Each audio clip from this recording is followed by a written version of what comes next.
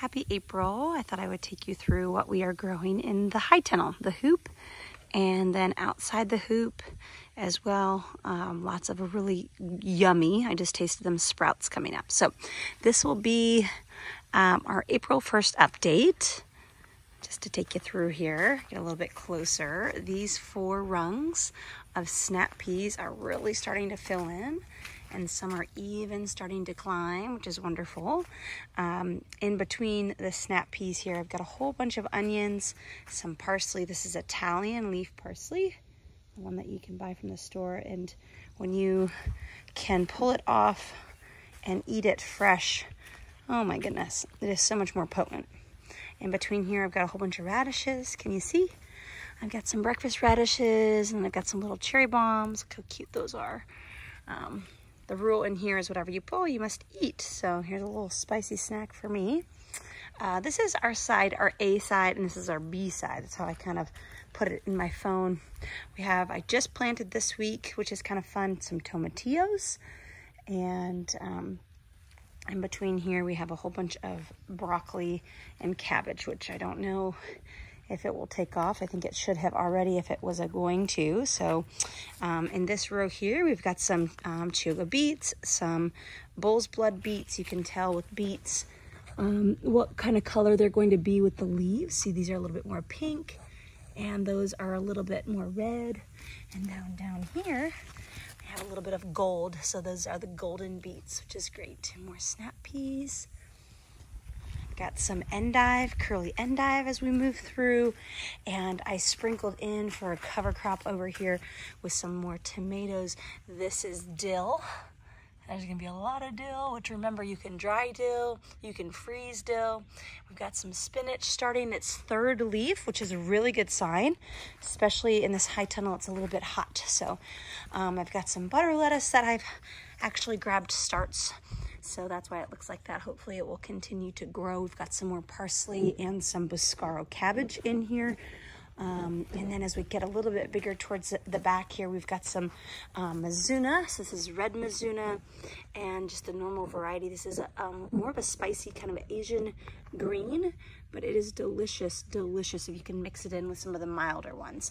Now this guy right here is another Boscaro cabbage that is taking off, so you can kind of see when they do start to take off what they look like. And more here. This guy's looking really nice too. So early on this season, as we get to the back, we really were attacked by slugs. This is some pak choi and all these tiny little black bugs that are in here, and some caterpillars, which I can pull out a million gazillion of them and show you if it can focus in. So what are we doing about that? Well, we brought in some ladybugs. I don't think that worked, to be honest. These here are kohlrabi. You can see the start of kohlrabis, some beautiful fennel. We're having an amazing farm-to-table dinner where we'll feature some of these yummy different vegetables in the cuisine. More kohlrabi, and look at this, kale took off overnight. I think we had a really great sunny day. Just to get comparison, like how fast. It was probably this big, and now it's really starting to take off, which is great. This is red Russian kale. And here are one of my favorites. These are Napa cabbages, or Chinese cabbage. This is what I make all my kimchi with. I did get very early on eaten by those caterpillars as well. But it looks like it's starting to do well, which is great. We got some, this is right here is blue dazzling kale, if you remember from last year. Oh my gosh, it's gorgeous, just gorgeous. And it's like a flowering plant. It looks so pretty. So we'll start to pluck some of that now that it's big enough where it's got, you know, from the outside. So things that you might not know if you're brand new to farming is when you do have your kale, you can do a cut and come again, which you'll just grab the stalks from the outside, and then the inside will keep growing for you, which is really great. More kohlrabi, purple kohlrabis, and some more of that red Russian. In the back here, look how pretty these are.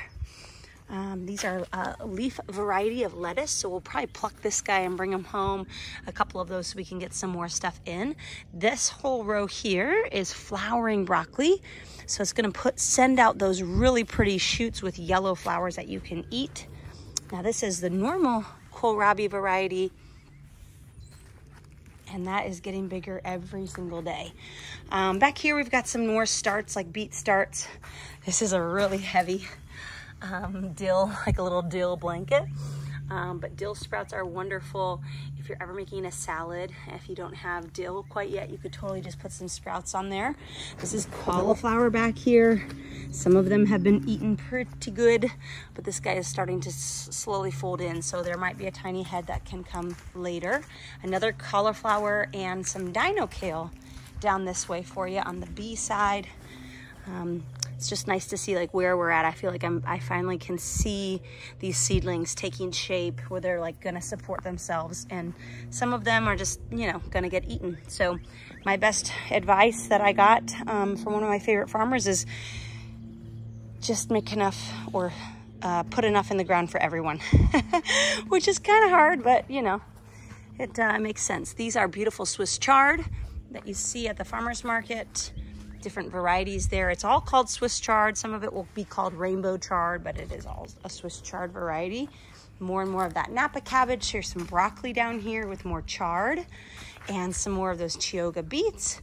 Now remember, the beet leaves, as this gets older and older, you'll be able to pluck the beet leaves and stick them in your salad mix. Remember, they have incredible antioxidants. More Mizuna and kohlrabies, and I've gotten some tomatoes in the ground now because it's warm enough in this hoop where it's not going to be too cold overnight to give them that freeze. More and more onions, which are starting to kind of take off, which is great. And they're taking off down here as well after that really cold freeze. These ones kind of did not have the cover, so you can tell they're different. They're a little lighter shade than the ones that had the cover. So here's more of that Buscaro cabbage. And then this is kind of my sprout alley down here. I put a whole bunch of like my Blaze micro mix. So I have some microgreens in here. So I just am gonna let these get probably to this stage here. And they're just a little spicy. And then you can clip them and bring them home and toss them in a salad. They are alongside some more of that dino kale, which is, looks like it could maybe use some nitrogen.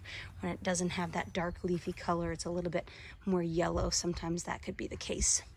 So that is the hoop house. I hope you enjoyed that. It's, you know, just as much for me as it is for you all. These are all my micros with a couple of, you know, tiny little guys stuck in here.